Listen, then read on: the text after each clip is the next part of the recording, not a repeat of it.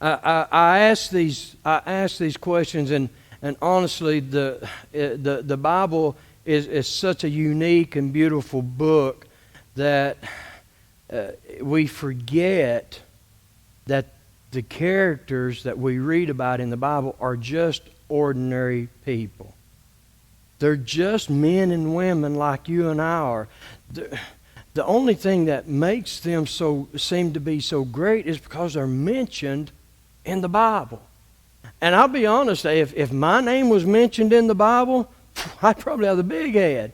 Man, I mean, what a great compliment that would be, a great part of your resume. But I looked at this, and then I realized this event is coupled with Jesus' words that I will read to you, the greatest of men that was born of women, born of a woman. And this man had a point in time in his life that he was struggling.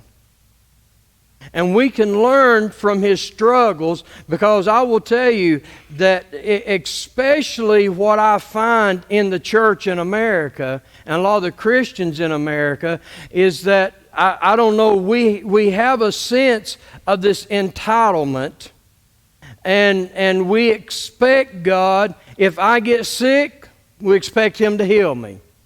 If I run out, if I need money, then we expect God to give me money. If my husband or my wife gets out of line, we expect Him to get them in line. If I lose my job, I expect Him to get me another job. We have this entitlement that we, just because we are Christians, that we are entitled to this. And the danger in that, and I'll get to the passage in a moment, the danger in that is that we start having expectations that are not true. They're false expectations. And I deal with that quite often when I'm working with couples, that they have these expectations of their husband or their wife, and they're just wrong expectations. And because you're having these expectations that are not going to happen, we get discouraged, we get angry, and in our Christian walk, when it's with God, then we start doubting. And if you say, well, no, that would never happen to me, well, it happened to John the Baptist. And we're going to read about that event today, and we're going to learn from it, because I truly feel like today, especially living in this country, because this country's always been kind of a sanctuary for Christians. I mean, as a Christian, you could go anywhere in America and basically preach the gospel, and people may or may not like it, but you didn't fear for your life. Well, I will tell you, you can't do that in India. You can't do that in a lot of countries. I mean, I'm in India preaching the gospel now. They've got 333 million gods.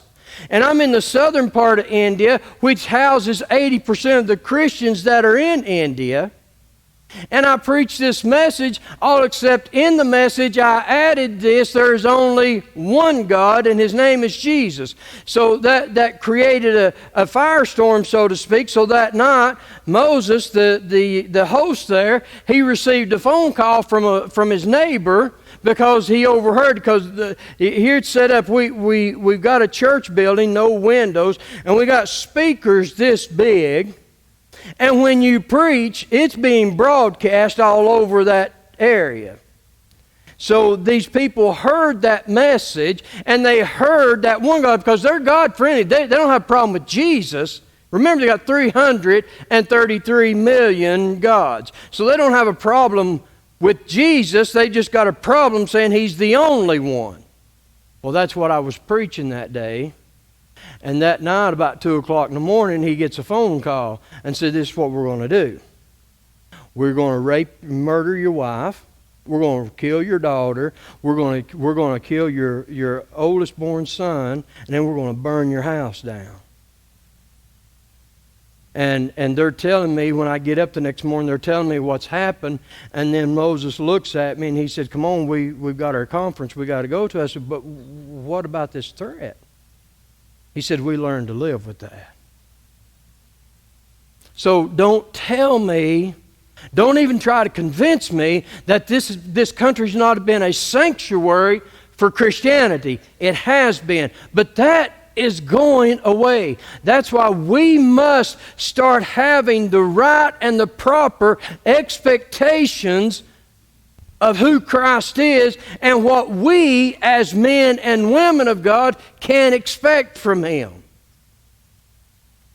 You know, this nation, whether we like it or not, it's in a turmoil. And as Christians, we're waiting for Donald Trump to fix it. And Donald Trump is not going to be a spiritual leader. He's not going to fix the spiritual condition that we've got in the church. It's going to have to be you and I are going to be engaged. We're going to have to start finding the truth in God's Word. We're going to have to start standing, engaging, proclaiming, and let's see what begins to happen. So we find in this passage, what you're going to find is John the Baptist began to have some doubts. And I'm sure if John the Baptist was here today, he would probably ask the question, and maybe the title of it, is Christ for real? Is this the real Messiah? Or should we be looking for someone else? And don't forget all the things that John the Baptist had done. Don't forget about all the things that he had either seen or heard what Christ was doing. And then let's just go ahead and pick up at verse 1. Now it came to pass, chapter 11 in the book of Matthew, verse 1. Now it came to pass when Jesus finished commanding His 12 disciples that He departed from there to teach and to preach in their cities. Now listen, because at this point, and when John had heard in prison, here we go, this man John is in jail. When he heard in prison about the works of Christ, well, let me stop there for a moment. I've been watching a little bit of this series called 60 Days In. I don't know if you ought to, you know, they usually bleep out all the language, but I don't know if I even should be watching it. But I got to watch an episode or two of it, and I was absolutely amazed the information that these prisoners have about what's going on in the outside world. And not only that, but how they're still influencing people in the outside world. And I don't know why, but when I'm watching that, I'm thinking about this sermon, so I'm putting John in prison because we think he's in a deep dungeon and he doesn't know about anything that's going on. Now, it's very important that we understand this, because I'll make a point with this. Because the Bible says here that John had heard while in prison about the works of Christ. And he sent 2 of his disciples, and he said to him, "Are you the coming one, or do we look for another?" Jesus answered and said to them, "You go back and you tell John." Now, John had already heard this, but anyway, Jesus sent the message. "You go back and you tell John the things which you hear and see. The blind see, the lame walk, the lepers are cleansed, the deaf hear, the dead are raised up, the poor have the gospel preached to them." And verse 6 is, "And blessed is he who is not offended because of me." Now I'm going to tell you, we read it, we don't think about anything that's going on, and we read that verse in 6, and we don't even realize what Jesus is saying right there. Because he's telling John, he said, "John, blessed is the man who is not offended because of me. And then if we jump to verse number 11, the first part 11, I want to get this in because Jesus said, "Assuredly I say to you, among these born of women there has not risen one greater than John the Baptist." Even because John was having a bit of a rough time, the Lord still is saying there has not been any man born of woman greater than John the Baptist. And I think there's several ways we could take that, but anyway, for today's purposes, here is one of the greatest men that walked the earth, that Jesus had high praises to say he is saying that he is such a great man, but yet he is having trouble believing. And the reason John is having trouble believing Christ is because he's expecting something from Jesus that he never promised. I didn't say that Jesus couldn't do. Now there's a difference. You might expect some things from your spouse that they just can't do. I mean, my wife wanted to build a house. She wanted me to build it. What a foolish expectation. I can't build it. So what do? I got Nathan that can build it. See, she was expecting me. So it's not we're expecting something that Christ can't do, but we're expecting Him to do something just because we want Him to do it, because we feel like we're entitled to do it, because we have faith to believe and know that He can do it, then He must do it. And if He's never promised us that He will do these things, then we cannot have these expectations from God simply because we think that He's going to. For example, and I know I'm going to get all sorts of slack from this, but we have this word of faith doctrine, especially when it comes to prosperity, that we should be millionaires. I'm listening to a preacher yesterday that walked me through a timeline in his ministry from 1994, and it was all about the jets he owned. He got a jet in 94, he got a jet in 2004, he got one in 2006, then he got another one in 2008, and now he's believing God for one of these Phantom FX, whatever it is. It's $54 million. And I don't get caught up because it's $54 million, but he feels like he's entitled to this. And the reason he's entitled, because when he is under the anointing, he don't need to be bothered with people. And when he is going to speak, because he can go anywhere in the world nonstop, not have to stop and get fuel, that he needs this one so that he's not bothered with stopping and getting fuel. And God does not want him doing that. See, it's not about whether God supplies a $54 million jet. It's we are expecting God, and there's something wrong with my faith if He doesn't, or there's something wrong with God. But we do that also not only in prosperity, but with our healing. Might as well say amen. Because we get sick, we believe it is His obligation to heal my body. Now, Jesus said, if there's any sick among you, call for the elders of the church and let them pray the prayer of faith over them. Yeah, He says pray. And in the Old Testament it says, by stripes you are healed. That's talking more of a spiritual healing than a physical healing.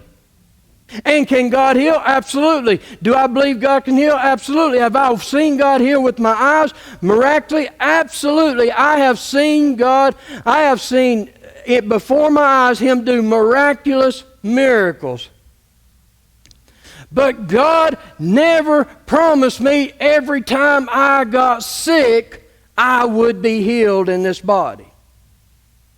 Actually, the Bible tells us that that our days are few and full of trouble.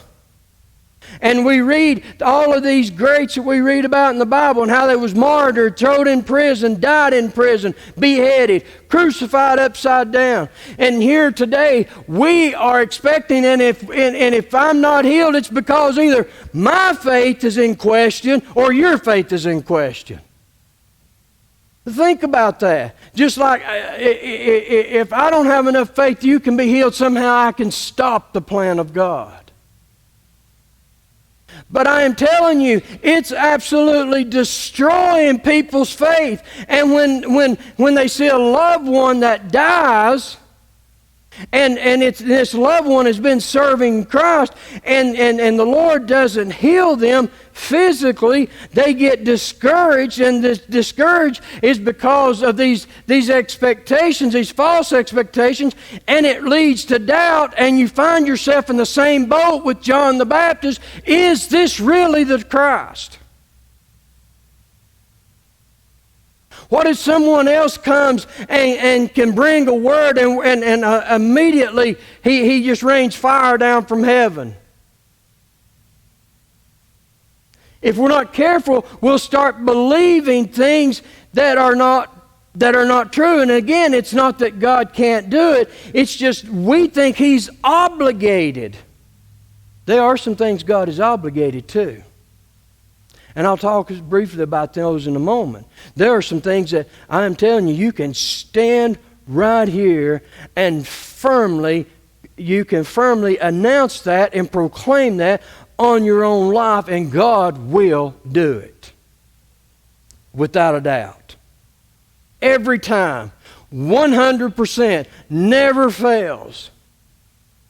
They are some things. But so we need to know what we can have. I'm telling you, these expectations will get you in trouble. And no, I only want to use me and my wife, but when we were building this church, and I come home and they delivered the church, and I told my wife, I said, the church came today. Well, I want to see it. Oh, what do you want to see? I want to see the church. I don't understand. I want to see the church. We've been waiting all this time, so I put her in the car and crossed the road and come over here, and it's laying over there in a pile. And she said, where's the church? I said, it's right there. And you think they're going to helicopter this thing in? They can't pull it in here with the truck. She was expecting to see a building. I will tell you, this last 3 years of my life has really taught me a lot of things. When I sold my home, I went and bought an RV. My wife wasn't happy with that RV. And boy, was the discouragement heavy. So we said, and I'm going to tell you, when you're discouraged, you will make stupid mistakes. So my wife got so sick of that RV, I sold that RV, and you know where we had to go live? Nowhere. Nowhere. I can't even tell you how many days I've slept in my car. Nowhere. So then we decided we're going to rent a place.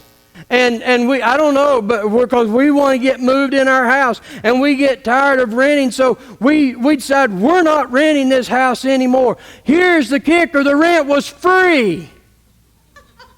And we said we don't want it. And where did we have to move to? Nowhere. False expectations. We're expecting something that's not going to happen. Now, I've got a guy that has been doing the work on my house. And my goodness, I've probably got the best built house around, hands down. I'm just telling you, probably not a bulldozer could doze that thing to the ground. And every little board is precise the work that he done anyway. I mean, exactly. So much he's arguing with his wife because she's got it off on a little bit of an angle, and I'm going, oh my Lord.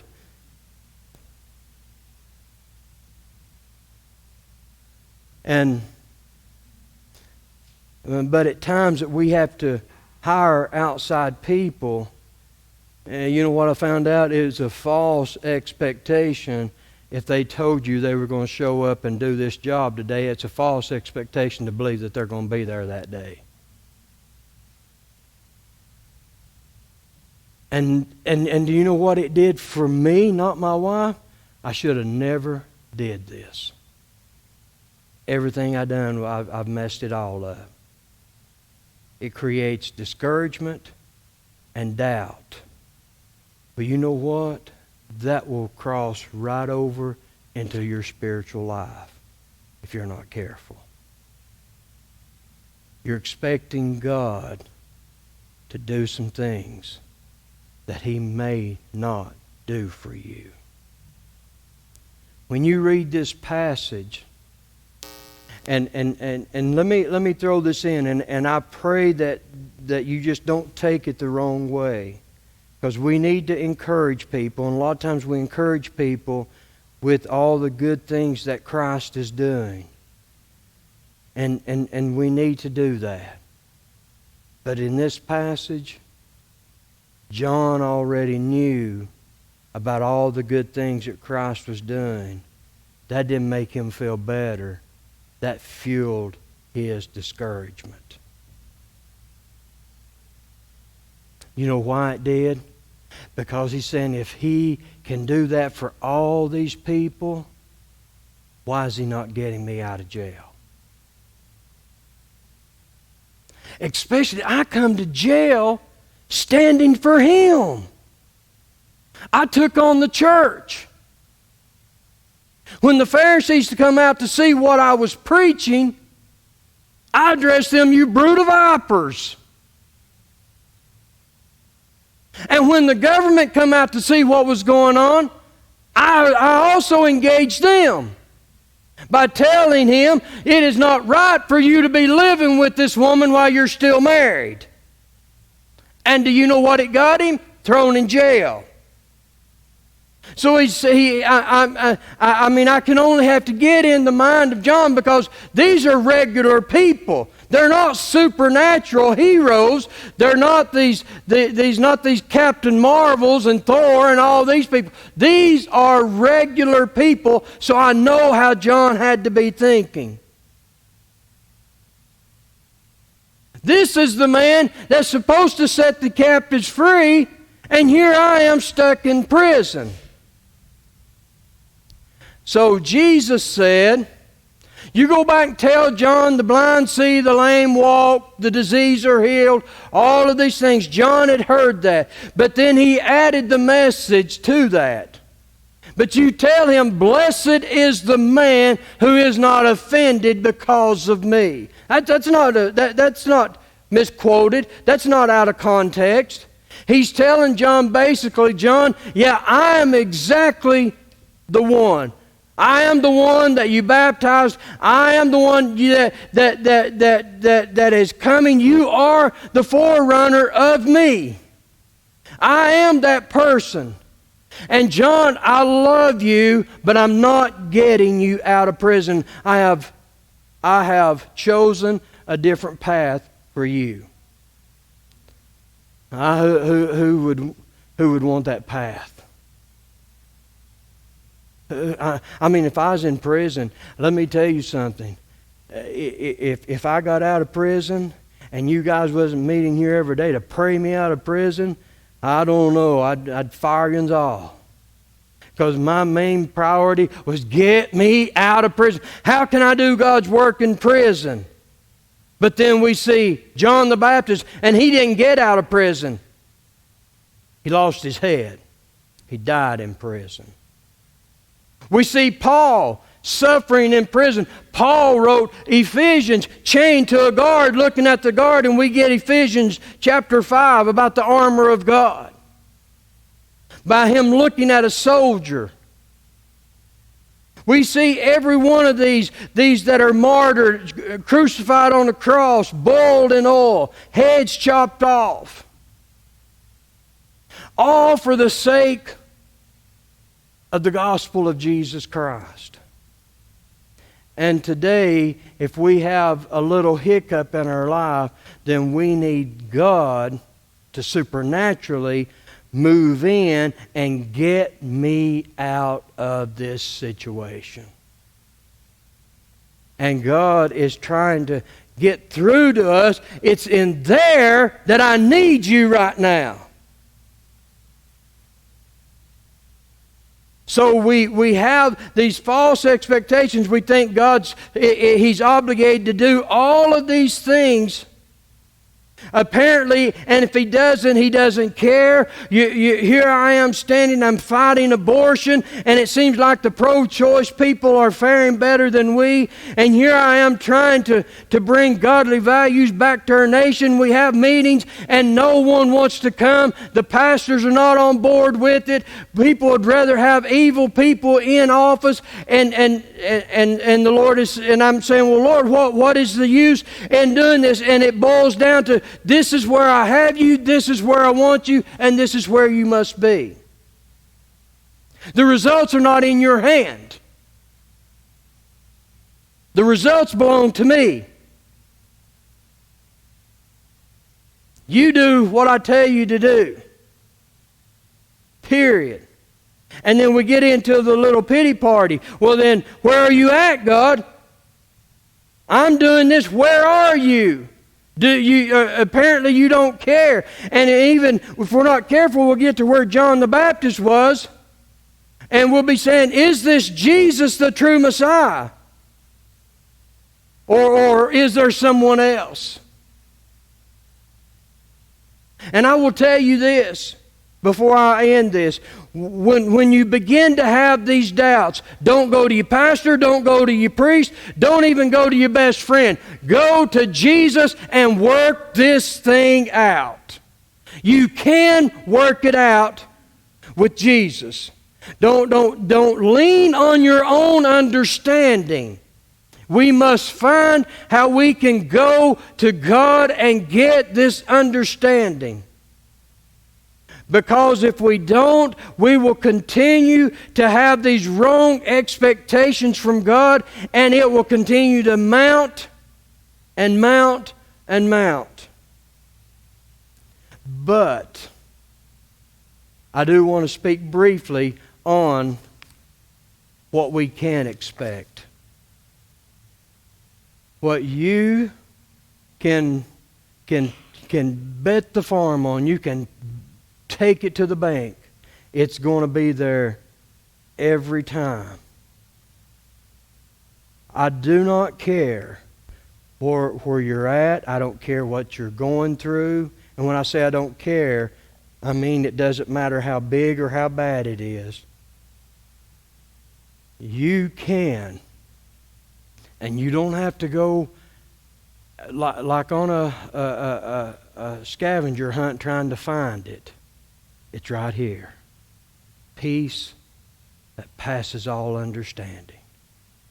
I'm telling you right now, if you have enough faith in God, I don't care what you're going through, you can speak peace in your life.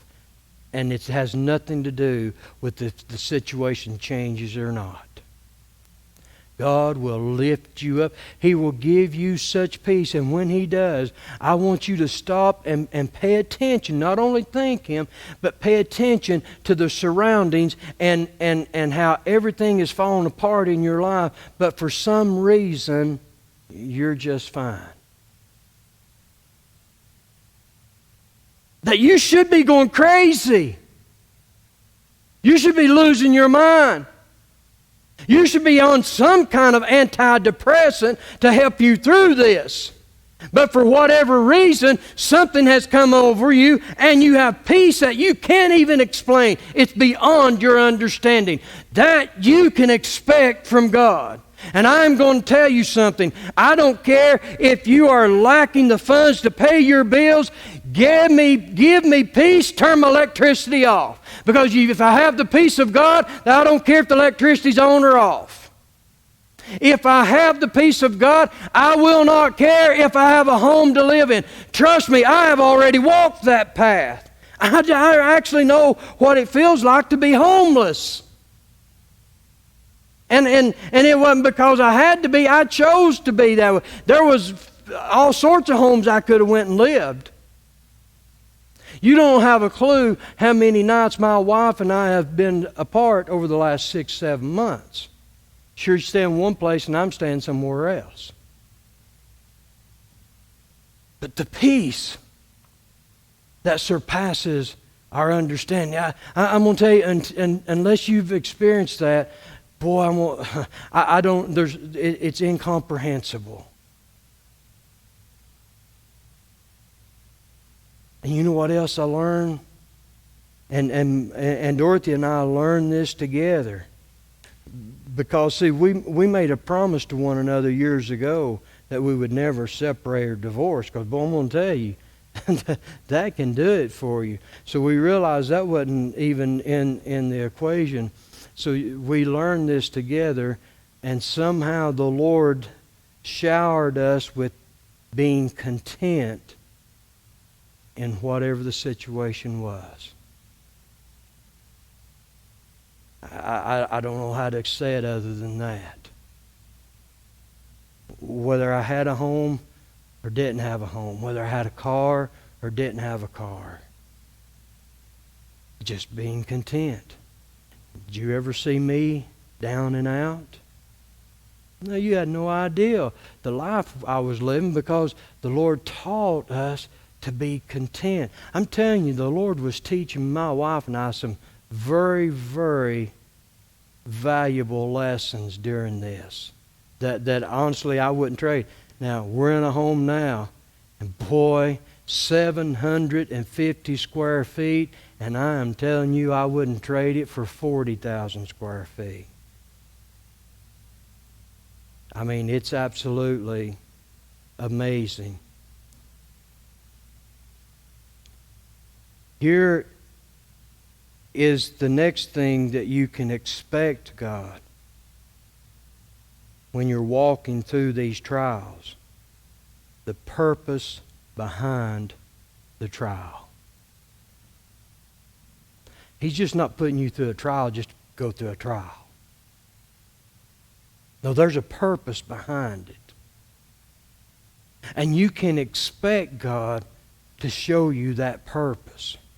But you're going to have to stop long enough to hear, and you're going to have to quit complaining long enough that God can get through to you. Because if all you're doing is complaining about the situation, you don't even care about the purpose. You don't even want to know the purpose. All you're concerned about is, get me out of this mess I'm in. Because that's what God is supposed to do. I'm telling you, sometimes I truly believe we treat God like Santa Claus. And don't ever forget this one. And we say it all the time until problems arrive at our home, and then we're saying, why, God? Why are you doing this? Why, I'm doing this for you. Why is all this happening? But when we're up on the mountaintop and the bills are paid and life is going good, then we can all chime in and say that God would be with us even to our last breath, even to the end of the age. And we believe it. But I'm telling you, you need to believe that when life seems to be absolutely going in everything you do just seems to be wrong. And everywhere you go, everyone you talk to either don't care, don't understand, or just out against you. I'm telling you, God is saying, don't forget, I'm walking with you. Even during your time of doubt. But I'm not going to let you stay there. I'm going to get you back on the right path. But even in that time, he was right with John the Baptist. Even when John was doubting. And John didn't stay there. I will tell you another thing that you can expect from God is that no matter what you're going through, no matter who's hurt you, He will provide comfort.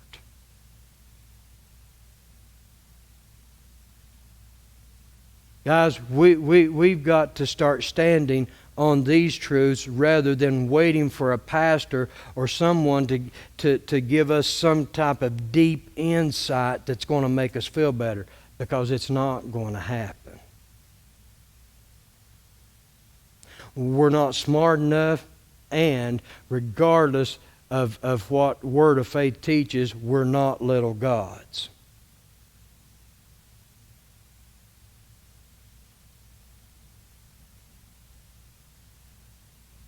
So He will comfort us when He hurts. And this one, I threw in the mix. It may need to be explained because of the way we view victory, but we can expect in any situation that we're going through, in all things, we will be more than conquerors. That doesn't mean that I'm conquering the problem. That means we can be more than conquerors through Jesus Christ. That this situation is not going to get the best of me. It's not going to destroy my life. It's not going to steal my joy. It's not going to take my peace. Because I'm telling you, God is, and by the way, what Terry was talking about during worship, in that constellation, it was 2 quintillion, 200 quadrillion times, that much times bigger than the sun.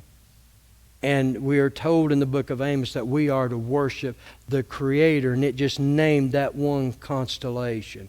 We can't even describe quintillion nor a quadrillion. We can't even get our minds around a trillion. If you started counting today, you would be all the way back to the time of Jesus, and I think still not even met a billion.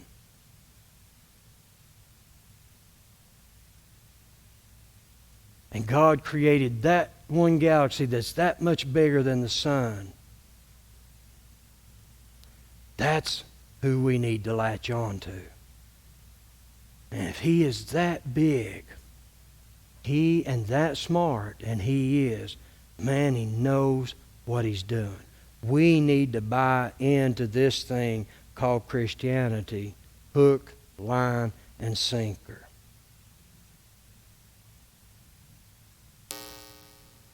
And as I close,